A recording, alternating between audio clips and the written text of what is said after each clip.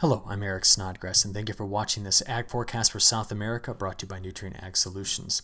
As we look at the way the sun was setting here late in the day on Monday, we can see that we've got pretty healthy and normal convection. Watch it again there through parts of Brazil, especially the north central regions right in through here.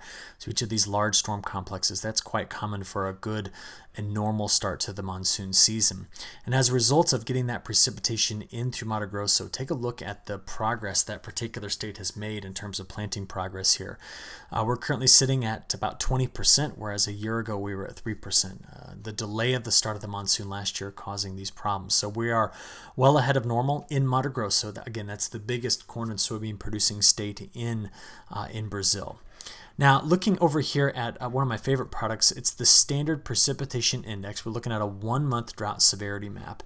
And you know that as we've been talking, the region we've been trying to see if we were going to increase precipitation and kind of eliminate some early concerns on drought development was going to be in Mato Grosso, southern Mato Grosso, the Mato Grosso do Sul over here toward Brazil's eastern growing areas. Now, this is not to say that the drought is in any way extensive in this area, but those are some of the drier areas we're still watching. And we're going to notice here that this shift away from the West Pacific by the MJO coming right through null space and popping back out over here, phase 8 and 1, maybe getting over to phase 2 is going to be conducive to returning a healthier monsoon. And you can see that here.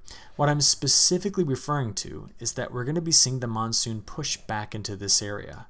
And as a result, we see a reflection of that sitting over the top of India, over the top of South America. I was thinking about India because that's where the main action is going to be here. And also pushing between the two, just take a look. The latest update here of this Hofmüller diagram through, well, today all the way to the 25th, we continue to see a strengthening La Nina. That's these green-blue colors in through here showing us stronger trade winds. So just keep that all in the back of your mind as I show you this next graphic. It's the 12Z European model forecast for the next 10 days, and we're looking at precipitation anomalies. So now we see we're bringing in precipitation over here toward Goiás and Minas Gerais, in through Mato Grosso do Sul, and then heavy rains down here, Sao Paulo, Paraná, and Paraguay. Where it's going to be drier than normal is in Rio Grande do Sul and down toward Buenos Aires. That's where we're really seeing the drier conditions moving forward. And what's bringing in the very heavy rainfall to this area can be seen by the end of this week here. Once this resets, I want you to notice this. We have a big area of high pressure that's sitting out here, but there's a low that's going to be developing right here in Paraguay. And it's just going to be bringing in flow like this, and that's going to create a lot of lift in the atmosphere. And you're going to see the effect of it here as I play forward for you, the European model. So starting on Monday, getting into Tuesday, and then Wednesday, okay? We just see normal flashes late in the day of the monsoon. But here's where that next low begins to take shape. So there's the big ridge, the big high pressure cell I showed you. Watch as we go from Wednesday toward Thursday and then into Friday. That's where we're expecting to see the heaviest rain later this week, right in through this corridor. So this is Friday and then working into the weekend. You'll see that moisture, I'm going back and forth here, pushes to the north, going through Mato Grosso do Sul and into southern Mato Grosso here by the time we get out to Saturday. Once we're into Sunday, the moisture then starts to spread a bit farther to the east. And as we go from Sunday into Monday, you continue to see that same pattern setting up. So this means that throughout much of the next 7 to 10 days, we're adding up quite a bit of precipitation. And I'd like to show you those totals here. So playing forward from Monday through Tuesday, now into Wednesday, Thursday, and Friday. Let's just pause it here at the end of the day on Friday. There we go. That's 9 p.m. on Friday, Central Brazil time. So we do see the heavier rain starting to come through and then normal monsoonal moisture flow here. After that, we go into the weekend and add in some of the early next week rainfall to Brazil's eastern growing area right in through here, and we fill in some of those gaps.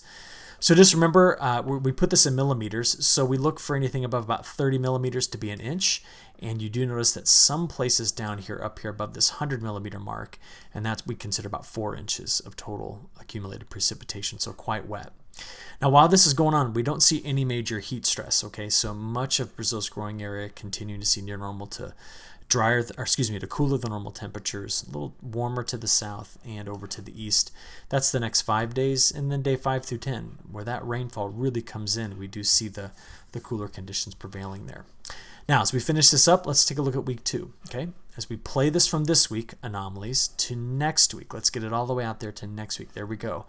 We continue to see the risk of drier south. And that's been something we've been talking about for a while now. And if I transition now, because this gets us out to about October 25th, let's go now look at about that same time period. Let's get out here. Whoops. And have a look. There we go. How about we just go out to the 25th? This would be October 25th to November 25th. We tend to see better moisture throughout much of Brazil.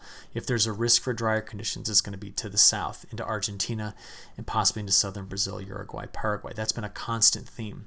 One of the big reasons for that has been the La Nina, which, as we've been discussing, continues to strengthen. And we've got cold water that's also here just hugging the coast of South America.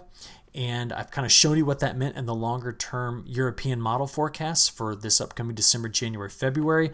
I said if you're south in southern Brazil or Argentina, Paraguay, Uruguay, we're looking at a drier risk. And just some new data to add to that is seen here in the NMME. You do see that the model for December, January, February is favoring a wetter bias north.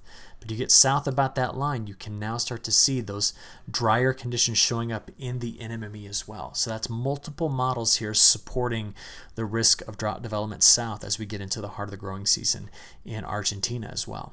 So we'll keep all this going here and just watch how things evolve. But certainly over the next 10 days, much of Brazil's main growing areas are going to see quite a bit of precipitation. So we're going to leave it there, and I'll talk to you again on Thursday. Thanks.